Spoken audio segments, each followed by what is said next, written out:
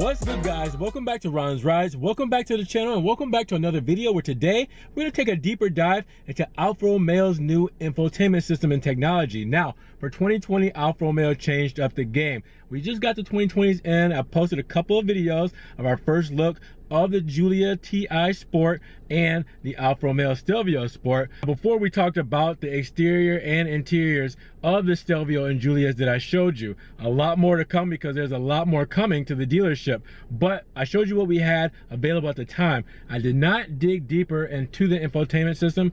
I did not drive it. I will do a driving video separate from this though, because that's a lot to take in, so I don't want to overwhelm it with one video, so I'm trying to break it down to different parts. So let's talk about the infotainment system. Let's take a look at the old system, because you got to know where you came from to know where you've been. All right, so from 2017 through 2019, this is what the infotainment looked like here. Now you could have either the 6.5 inch display or the 8.8. This is the 8.8, but it's pretty simple. So everything you need is off to the left. You do have the Alfa Romeo insignia in the center there and time and date on the right. But other than that, I mean, everything is words, it's list. So if we go to settings, it's list.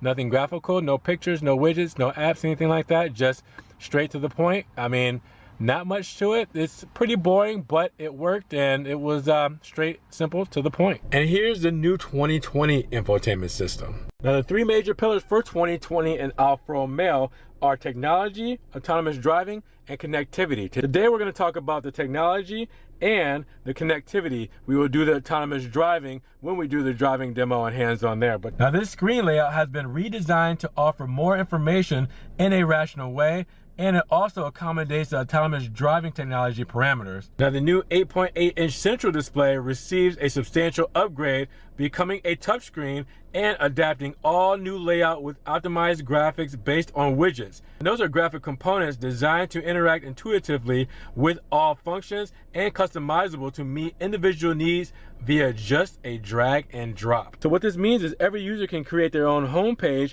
in which each vehicle's functions becomes an app. So just horizontal scrolling calls up the access screen for Alpha DNA, radio, media, smartphone, navigator, climate control, connectivity services, and ADAS. You also have the interaction that is complete and customized to use for the driver to choose between rotary knob and the touchscreen functions. So you also have this here to use in case you don't want to use the touchscreen, or it's a little bit more practical or simple for you to use. You can use the rotary knob to do the same exact thing that you're doing here. So imagine this being a phone. Pretty much like any cell phone, you have your apps, all right? Then you have your drops and drags, or your scrolling throughout apps or throughout screens. That's pretty much the same exact thing for Alfa's new system. So you have two different viewables here. You have the large widgets or apps, and you have the smaller widgets or apps. So you can see everything all at once, or not everything, but more screens all at once compared to seeing just a few at a time. So it depends on what you like. Maybe you want to know what's over there without actually scrolling over there. You can get two more screens with 5 widgets total compared to 3 right off the bat. All right, so that's a nice thing to see. Then you have the scrolling. So you can scroll up and down. If you see these dots here, that lets you know that there's a second page to this, all right? So you have your media there, and then you have your radio there. So if I was on XM satellite radio or just regular FM radio where I'm jingling, I can press that there, get the full radio screen there, go back and just see the widget there, or I can scroll up and get the media page there. It's just more practical, saves more space, so you don't have to keep scrolling and scrolling. You just scroll up. This is pretty much the same thing, but just a different screen, different function. Same with the navigation. You see the navigation there? You want to scroll up, now you got your compass, all right? You don't want the compass, you can just make it full screen by pressing the full screen button, and then there you go, all right? So you got that there. Or you can minimize that screen, press it in, bam, just like that. Isn't that awesome? I mean, it's so functional, it's so cool. And you also have a drag down too, right up top. This is for your settings here, so you can add favorites and everything there for you. So you can customize all this stuff and throw it right up top, so it's just kind of like a quick go-to. I mean, that's just really cool that you can do stuff like that. So let's go back. All right, let's go back again because we don't want to do full screen on the navigation. We want it right there, just so we can take a look at other stuff. Again, dragging down here, you can add favorites right up top there. All right, so we can scroll over again, and it's a little bit laggy, so you guys gotta get used to that. You know, you have to touch it just right sometimes, just in order to make sure that it does the function you need it to do. It's a newer system. This is the first year they've done it. It's going to have a little bit of lag, a couple bugs here and there. It's all over the air software updates, so they can make this better by just doing over the air stuff. So I wouldn't worry too much. So we do have here your time and date, your calendar there, all right, to connect it to your phone. So if you did the Bluetooth and everything, you would have it all connected through here, and that's what will be on that system. We want to go back here because I accidentally pressed settings. We're going to go back. Now we have the driver assistance. This is a big one here because driver assistance and safety is a huge hit for people who are looking to get cars these days. They want all of the technology. They want everything that does everything to make sure that you're safe, that pretty much drives for you. Especially when Tesla owners are driving, they kind of want something maybe not as invasive as a Tesla, but they want that same safety and security that they get, to where if something were to happen, you know, maybe they were to go over the lines, or maybe a car just abruptly stops and all that, they want to feel safe driving their vehicle. If you scroll up, you can see that there's 2 dots. I scrolled up to the second page. If I want to go deeper into it, there's the driver assistance. All right, active blind spot assist. You can turn it on or off. The settings for that, you can do only warning mode. All right, you can do a warning and keeping as well. You can go back. You can do your warning type as visual. You could do visual and acoustic, or visual and vibration. All right, so that's really good to have.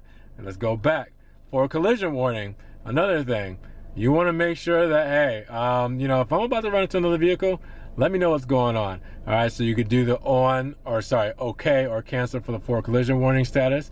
All right, so it's on right now, and it gives you the warning and brake. That is important. All right, so that means if you are about to run into another vehicle via rear end, this is going to warn you that it's about to brake on you, and then it's gonna come to an abrupt stop, so you do not hit that vehicle in front of you. You can change from warning to brake to only warning in case you feel like that's too invasive, or warning and brake. Make sure that you're covered. Sensitivity, medium, you have far, you have near. All right, so your different sensitivities for that warning and brake. All right, speed limiter. I mean, I don't know anybody who wants to limit their speed, but you can do so here. That's pretty self-explanatory. Whoops, I accidentally got out of it. Sorry, guys. All right. Parking sensors. All right, so you have the parking sensors, graphics on the side, look really good. All right, so settings, you can do sound and display. All right, or you could do just sound. You can do the front sensors, active and drive. You can turn that off, or park sensor volume. That's important. You don't want this thing beeping in your ear too much to where it's very, you know, annoying. Backup camera, again, we've talked about this. It's not upgraded as far as your viewable or quality, but you do have it. So view the backup camera. You can see right there that it's pretty standard, pretty simple. Not much to it, but it's there. So to exit out of it, just hit exit there. You have the camera delay, and you have the camera guidelines there if you want those on or off. And then we have restore driver assistance settings. All right, so in case you guys, you know, mess up some things, and it's important, you know, to how you're driving and what's on and off, and you kind of want to just revert back to normal and then change it over again, restore settings there. Pretty to the point, pretty simple. I do love it. It's pretty nice. It's everything you would want and need. Now we do have a widget for climate control. I do want to bring that up because you can actually do the change from over here. All right, so you know how we changed the screen here and we did the different viewable? Well, if I want to climate here, I can just press that there and your climate control shows up. All right, so you have it on each side, the individual climate controls. You can do it either from the knob here on the sides, or you can do it right up top here. All right, so you get the nice visual here if you do it here, but just your different climate controls all at the bottom here. All right, then your seats, and the same thing you get here. It's just with the twist of a knob here, twist of a knob here, right here, and then your buttons right there. Now this car is not optioned with the heated steering wheel or the heated seats, but those are options that you have available. No ventilated seats yet, but we're still waiting, Alpha. So whenever you want to do that here in Florida, we will very much appreciate it. Let's go back. We'll go back home. All right, so you know what the climate control looks like. Your performance. All right, this is the fun stuff. So performance content, let's check it out. There we go. Drive mode, technical gauges, consumption history, efficient drive. All right, so your performance stuff that shows on the screen. All right, whoops, I'm going back again. Sorry, guys. Your gauges there. All right, so it shows you gauges. PSI oil, boost, and torque. So that's nice if you guys want to just keep that up there and drive with it on. You'll see it change here and there. As you can see, the torque's up and jumping because the car is on, so the motor's running, so it's gonna constantly move. Your consumption history, all right, so that is for your fuel consumption. You do see that over on the side there, and your efficient drive, just to let you know how your driving habits are, where you're saving your gas, you know, what you're not doing, what you are doing. So everything like that, just kind of keep your driving history going. Obviously, it's not gonna show as much because this car has 14 miles on it, so you know, it doesn't have much for a history. Let's go back and we'll go to vehicle information. All right, so let's see what we need for the vehicle. Well, 365 days or 15,000 miles before your scheduled maintenance. 15,400 miles, we'll say. All right, so once a year, every 365 days, or if you drive 15,000 miles, then you're gonna go get that oil change. All right, and the first one for Alfa is complimentary. Now, it's been that way. I don't think it changed for 2020, but normally the first year is complimentary. It means it's free for the first year. Who knows if they've changed it now, but I don't think they have. If they did, I'm sorry, correct me on that in the comments below. First year should be free. Tires, they're okay, so you're good there. But if you want to go to your oil, you can go to an individual thing for the oil check there. You can also go back and then check out your DNA system. Obviously, you can change these around for your driving modes: dynamic, most torque, natural, everyday driving, advanced efficiency, more fuel economy. All right, so I did show this in another video, but this just shows your different driving responses for each mode. Right now we're in natural mode, which is blue. The dynamic mode is red, and advanced efficiency is green. So it shows you in natural mode, you're gonna have your engine torque limiter off, steering comfort, shifting comfort. You're gonna have your all-wheel drive normal and gas pedal normal. But if I were to change it using the dial down here, okay, now we're in advanced efficiency, it's gonna show different things. All right, now it's green. Now you're gonna see the engine torque limiter is on, steering's comfort, whoops, I do that all the time. Steering is comfort, shifting's comfort, all-wheel drive normal, gas pedal normal. But then, I'm gonna do it from here so you guys can see it here. Then we'll do dynamic, and you'll see that engine torque limiter is off. God dang it. Engine torque limiter is off, go back. Sport steering, sport shifting, all-wheel drive sport, and gas pedal sport. So you see that everything changes depending on what mode you're driving in. So that's your performance there. All right, and then right here is your user guide. So your user manual, you can go deep into it there. I am not going to touch that with a 10-foot pole. We'll go back out of that. You guys can spend some time with that if you want. And then connected services, we'll get into that in just a moment because that is a bundle of fun settings. All right, so all your settings, pretty standard. Lights, units and language, clock and date, passive safety, convenience and comfort, doors and locks, cluster, and I do like that they actually add graphics here. They're learning. It's not just a list here. You actually have nice little graphics on the side. We did doors and locks, clusters, infotainment, and system down there. So as you can see, it bounces around a little bit. Again, it's not the most stable system yet. You know, see now it's right there. If I can get it to go where I want it to go, you know, but you can dig deep into these things. I mean, your lights, you know, shows your lights there, and then headlight sensitivity, headlight off display, headlight wipers, all that kind of stuff. So I just kind of scroll through these so you guys can see them, just in case there's any specific thing that you're looking for. I mean, hey, by the time you go to buy one of these cars, you've already seen it now. So GPS, time format, restore clock, everything like that, clock and date, passive safety, all right, auto park brake service, restore passive settings, convenience and comfort. So you have your easy entry, passive entry, remote start with horn, wireless charger notifications, restore. You have your doors and locks. All right, so door lock in motion, which is always nice. Sound horn, powered trunk.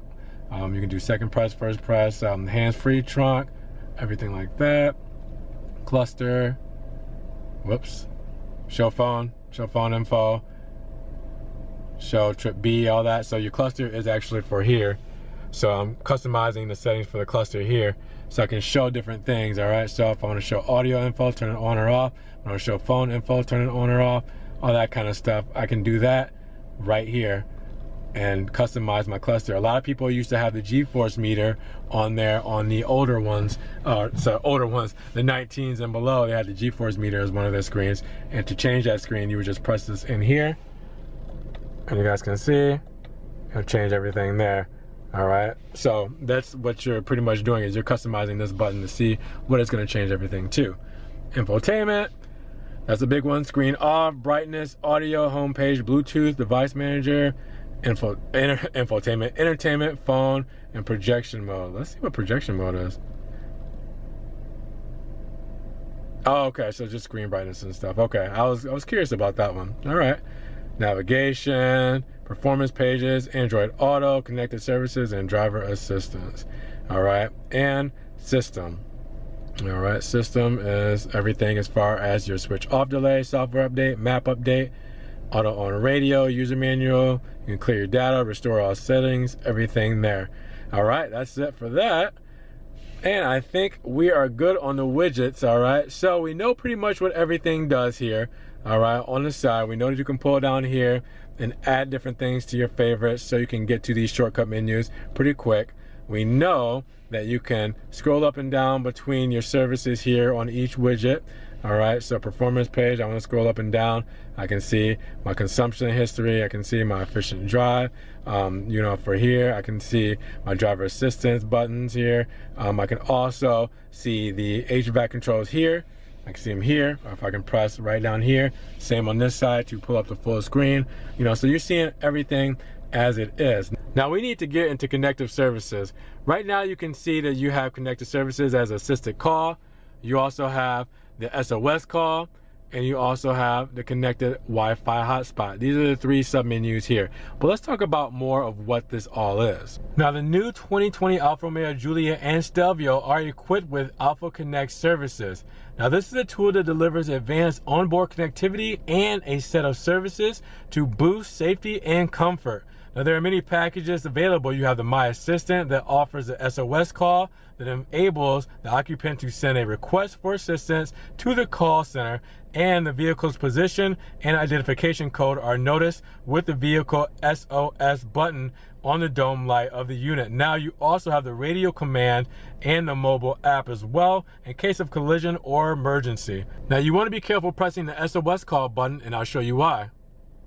Starting the emergency call. You have a countdown. SOS service provided. You want to hit cancel there, call ended. and it shows you your SOS call. Press the SOS button. There you go. Okay, so I'll try and let you hear it, but it lets you know your SOS call has ended, but it gives you a countdown to cancel that SOS call. You don't want some emergency responder coming to you or trying to get your location or calling you when you know you don't really have an emergency call. You just accidentally press the button. It's embarrassing, wastes a lot of people's time. There's people that need help for real, and you know it just kind of messes up the system. So be careful with the SOS call button.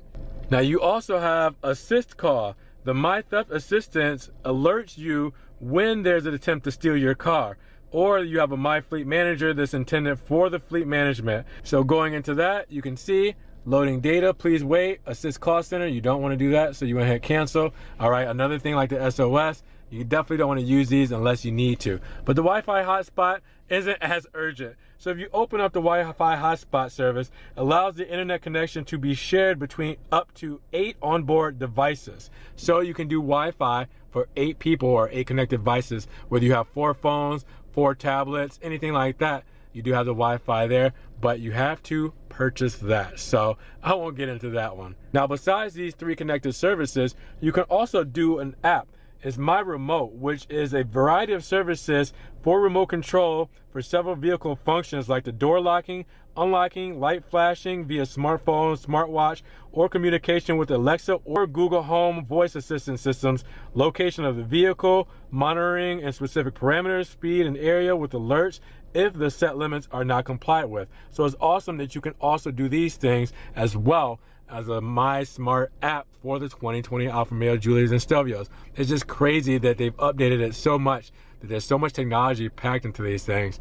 It's insane. So diving into everything with the new infotainment system, 8.8-inch standard, what do you guys think about this new setup? Again, it is not flawless. It can definitely use a little bit of work, but for what Alfa Romeo did in just a year to upgrade this thing, I am thoroughly impressed. I think users will be as well. people who have seen the older models compared to the new ones, people who are shopping Alfa Romeos and are new to the brand and comparing it to its German rivals, I think that they will think that this system is plenty enough for what they need. It's a learning curve, so which is why we kind of took a hands-on look at this, because these are things that you're gonna have to look at and really kind of figure out, get to where you want, you know, I guess your perfect infotainment setup and screen to be, so you can, you know, effortlessly get in the car, start it up, drive away, and start using everything as is instead of searching for everything and, you know, seeing which favorites you need, seeing which radio stations you need. You can do it all from here. Now, looking at the sticker here, we won't look at the full sticker because I will show you guys this car in full and do a full review on it. Standard with this model, you get Apple CarPlay and Google Android Auto standard. You get the Sirius XM radio for 1 year. You get AM and FM Bluetooth. You have the 8.8-inch radio, 8.8-inch touchscreen display, and you have the cluster with the 7-inch TFT color display, USB media input hub with auxiliary, and your second row USB charge only. So more for infotainment technology. That is stuff that you get standard for the 2020 Alfa Romeo Stelvios and Giulias. Now again, we will go over the driving aspect and we will use the autonomous driving for 2020, which is new. This has been a lot going on with this infotainment system. I didn't want to stuff it all into one video, so we will do that next. But if there's something that you guys want to see on here that I did not show, let me know. I can either tell you about it in the comments below, or I can try to do a separate video on it, something more in depth in case you guys want to learn more about the system, something that you want to see on screen or just know information about. Let me know down in the comments below. Hopefully you guys enjoyed this hands-on look at the 2020 Alfa Romeo Stelvio Sports infotainment system. Goes the same for the Giulia. We're just doing it from the Alfa Romeo Stelvio today, but if we did it in the Giulia, it'd be the same exact thing as far as all the technology and infotainment, you know, capabilities. Now with that said, what is your favorite part about the new infotainment for 2020? That is a big one because they changed a lot. If there was one specific thing that you like the most that they have upgraded from the previous model years, which one would you pick? And if there's one thing that you wish they would have done, definitely let me know in the comments below what you would have done if you were to upgrade this system. Now with that said, if you guys enjoyed the video, make sure you give it a thumbs up. Giving it a thumbs up helps get the video up in the rankings. More people can see it, and we got a bigger discussion on the 2020 Alfa Romeo Stelvio and Giulia infotainment system. Now with that said, if you guys want to help support the channel, always check the links down below. Down in the description, I have a link for my one-time donation through PayPal in case you guys want to donate $1 or $2 to the channel. Help support your boy, look out. Or you can also do the monthly subscription through Patreon. You can also check out the Ron's Rise merch in case you guys want to get t-shirt, you want to get stickers, phone cases, coffee mugs, anything like that with the Ron's Rise logo. Make sure you check that out if you guys want to help support and just rep the brand. You can also check out the social media links. I'm posting stuff that never gets shown on the YouTube channel and some stuff that you guys might want to know about with Alfa Romeo and Maserati. So make sure you guys check that out, join the conversation. With that said, we will talk to you guys in the next Ron's Rise video. Subscribe, click that notification bell so you get these videos straight to your inbox as they come out, because we got a lot more to cover for 2020. With that said, you guys be blessed, have a great day, and we'll talk to you guys in the next Ron's Rise video. Peace.